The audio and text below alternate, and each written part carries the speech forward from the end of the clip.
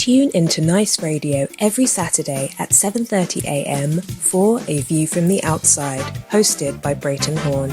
A View from the Outside takes a look at key issues affecting St Vincent and the Grenadines and gives a global perspective on how these issues are viewed. Host Brereton Horne will examine a variety of topics to enlighten, stimulate debate, and explore solutions. Hear the facts, hear the real-life stories, hear A View from the Outside. Join Brereton Horne at 7:30 a.m. every Saturday on Nice Radio for A View from the Outside. Yes, on A View from the Outside this week being the 20th of July 2019, we look at Dysfunctional, Dysfunctional, Dysfunctional, with the view being that despite being elected as a non-permanent member on the United Nations Security Council, the government of St Vincent and the Grenadines, by the various examples of corruption and corruptive practices, has shown that it is completely dysfunctional. The Cambridge Dictionary defines dysfunctional as not behaving or working normally. That definition tells us that to be dysfunctional is to behave in a way that is not normal. The definition also tells us that dysfunctional is to work or carry out work or functions in a way which is not normal. We, on A View from the Outside, explore this topic this week in order to highlight some of the areas where the government's dysfunctional behavior has adversely impacted on and tarnished the good name of the country and people of St Vincent and the Grenadines. Just a few weeks ago, it came to light that the former United Kingdom, or the UK ambassador to the United States of America, the USA, Kim Darroch, in diplomatic correspondence with his home country, described the White House and the presidency of Donald Trump as inept, incompetent, and uniquely dysfunctional.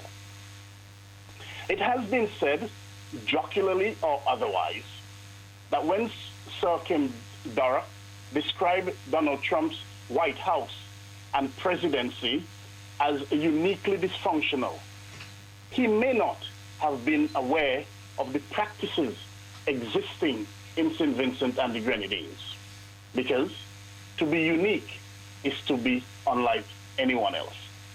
However, it is believed that it is indeed the current government of St Vincent and the Grenadines, because of the numerous allegations of corruption, which is the government which is uniquely dysfunctional.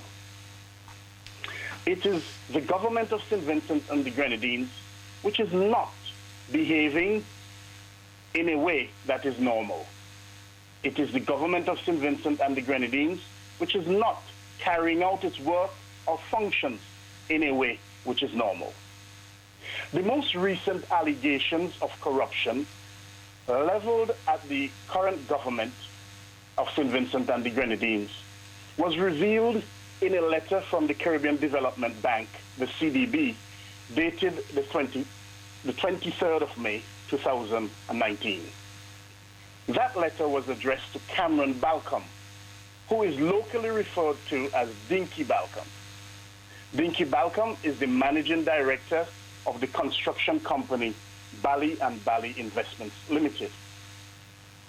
The said letter to Dinky from the CDB informed him that as a result of a complaint which he lodged in respect of the awarding of a contract to another company called Reliable Construction Limited to carry out river defense work at the site of the Yarabakwa River in the Mount Grennan Bellevue Connery area, the CDB conducted a thorough review of the procurement process of the award of the contract.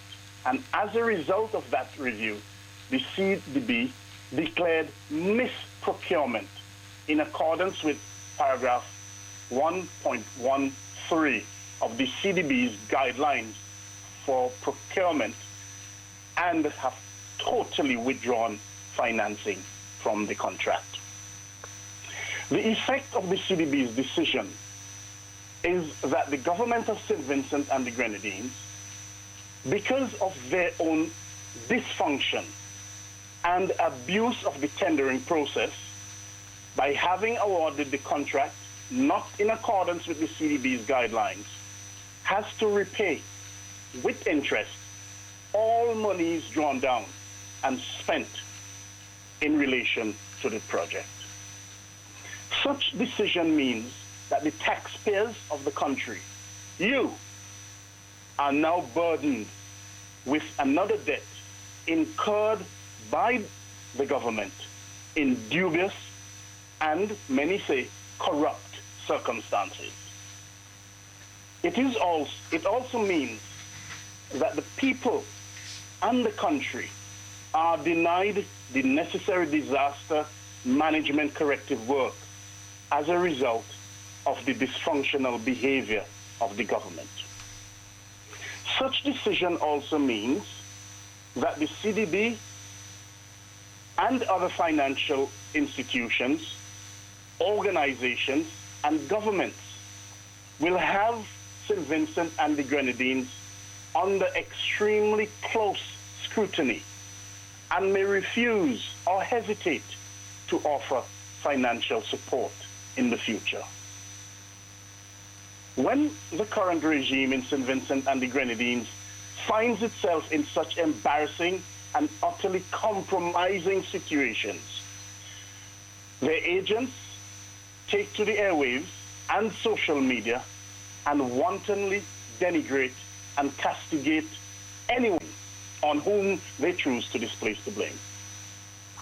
It is said that Dinky Balcom is already getting his share of abuse and threats of harm, financial and otherwise, to him and his family. It must be stated that Dinky Balcom did not do anything wrong. He merely chose, unlike many others, to stand up for his right and expose what he knew and felt was wrong. He did not sit quietly in silence, as many others do, and allow himself and his company to ignore the corruption around him to go by unchallenged. St. Vincent and the Grenadines needs many more who are willing to stand up against wrong. It has been said that the contract for the Yarabaka River defense work is only a tip of the iceberg in relation to the shenanigans involved in the awarding of contracts in St. Vincent and the Grenadines. A similar project in relation to shoreline protection work at Sandy Bay suffered fatally as a result of similar complaints lodged in respect of it. And it seems that that project has been halted before it even commenced. And many believe that in relation to a vast number of similar projects, the current regime ignores due process and does not behave or carry out its functions in awarding contracts in a normal way. Many believe that it is simply dysfunctional. The current regime in St. Vincent and the Grenadines has not only shown that it is dysfunctional only in relation to awarding contracts.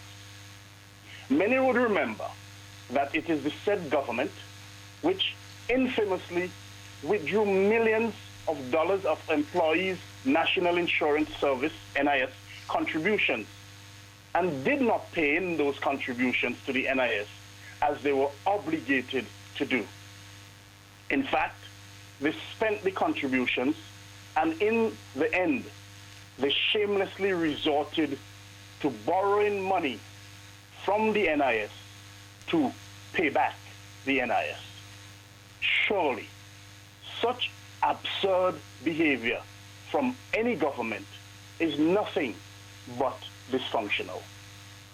The current regime is also known to have passed and or amended legislation to provide retrospective protection to its agents who have allegedly been involved in criminal activities.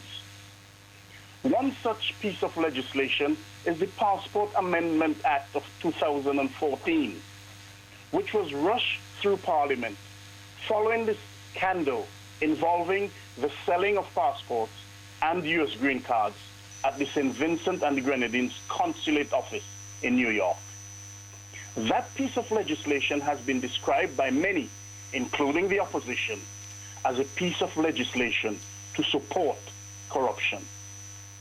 That kind of practice is not the normal practice or behavior of a government.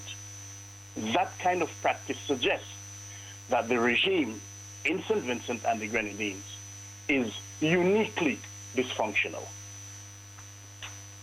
There is also the issue with the spending of Petrocarib money, with no proper accounting of how much was borrowed and how much was spent.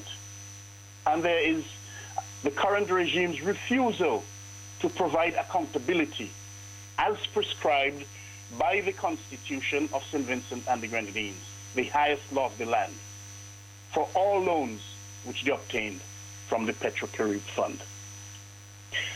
There has been no genuine accountability for the monies obtained and spent in relation to the construction of the Argyle International Airport, the largest capital project in the country's history.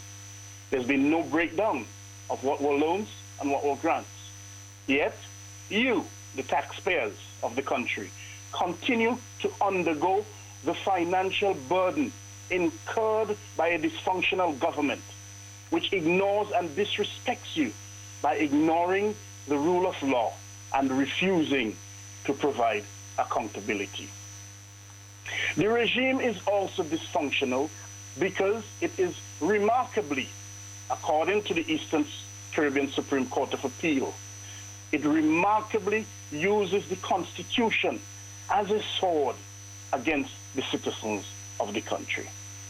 It is dysfunctional because one of its members ignored all rules and guidelines and bypassed the tenders board and awarded a contract. And then he had the audacity to brag and say that he will do it again. The government of St. Vincent and the Grenadines is dysfunctional because it uses its agents to harass citizens and prevent them from the security and the quiet enjoyment of their property. Bigger Bigs is a prime example of this. It is dysfunctional because it allegedly engages its agents and the state machinery in an attempt to destroy its citizens. Yogi Farrell is one such example. There are so many other instances which could be cited to exemplify the fact that the regime is dysfunctional. However, time does not permit us to cite them all.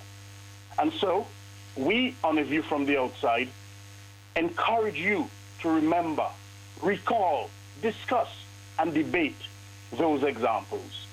Such action by you will no doubt serve you well in deciding, in choosing a government, when choosing a government in the future.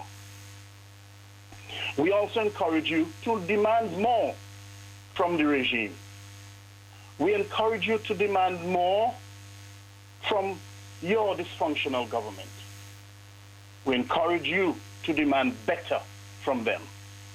We encourage you not to make the dysfunctional issue with the Caribbean Development Bank go by as just another 9 days talk.